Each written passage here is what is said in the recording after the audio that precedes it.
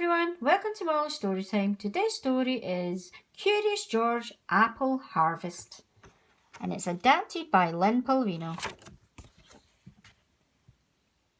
It was harvest time, and Mr. Renkins needed help picking his apples. George and his friend, the man with the yellow hat, were happy to lend a hand. Or foot. Mr. Renkins explained that they needed to collect every apple. "I'm going to join the missus round back," he said. "Once you fill that cart, you can unload it into the washing trough." Mr. Renkins took his cart full of apples to the barn and dumped them into the water. It must be the bath time, George thought.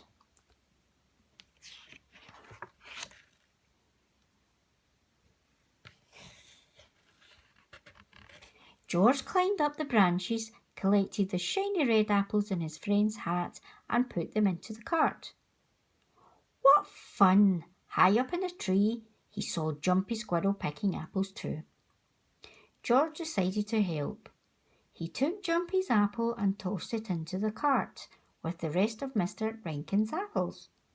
But Jumpy wanted that apple for himself. He leaped in to take it back, and George tried to stop him.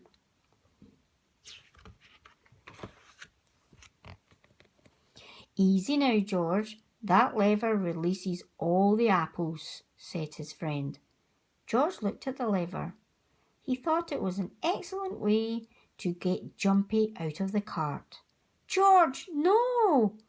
George pulled the lever and Jumpy tumbled out along with all the apples. "That's okay," said his friend with a sigh. "We can gather them up again." But Jumpy had found his apple and he ran to hide it in the barn. George decided to follow.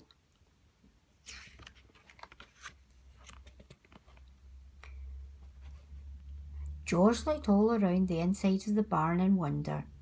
There were all sorts of things to climb and swing from.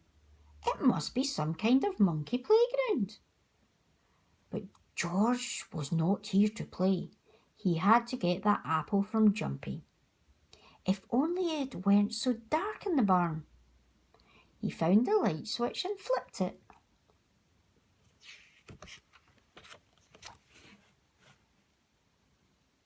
Everything moved. It was a machine, not a playground. George wondered how it worked. He watched the bucket scoop up the apples. He decided they must carry the apples high away from the squirrels. But wait, where was Jumpy? There he was. Jumpy still had the apple he took from the cart.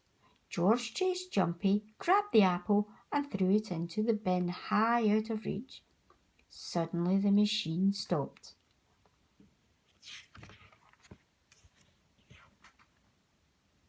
George found a button and pushed. The machine started again. This time all of the parts started working, including the moving belt. But when he looked up, he saw all of the Renkinses' beautiful apples being chopped to bits. The chopped up apples dropped into a giant barrel, and the lid was lowered tightly on top of them. Too tightly. Liquid began to pour out of the barrel. What a mess! George had an idea. He ran up and put his mouth under the liquid. It tasted good, a lot like apples. But there was too much of it. Luckily, he saw some empty containers. George scrambled to put the containers on the moving belt fast enough to catch the liquid. Then he looked down at the end of the belt and saw the containers falling onto the floor. Uh-oh! George ran to catch them. Then he needed to stop the machine.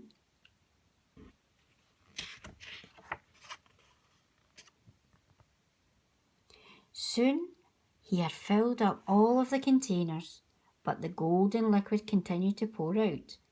He looked around for another container and saw a big pair of rubber boots. At last, boot was filled. The liquid stopped pouring out and the machine stopped. Phew! The farmers and George's friend appeared in the doorway. "Well, I'll be," Mr. Rankins exclaimed. George froze. The Renkinses would surely be upset that he ruined all their apples. George, Mrs. Rankins rushed up to him. You've done a fantastic job. All that cider already pressed and bottled. Thank you.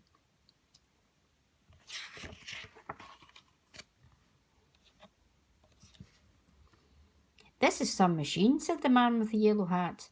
See, the apples are washed here, Mrs. Rankins explained. Then they are lifted up to the chopper because chopped apples give more juice. The juice is pressed out of the apples and then bottled. George had not ruined the apples after all. He turned them into cider. Mr. Rankins handed an apple to George.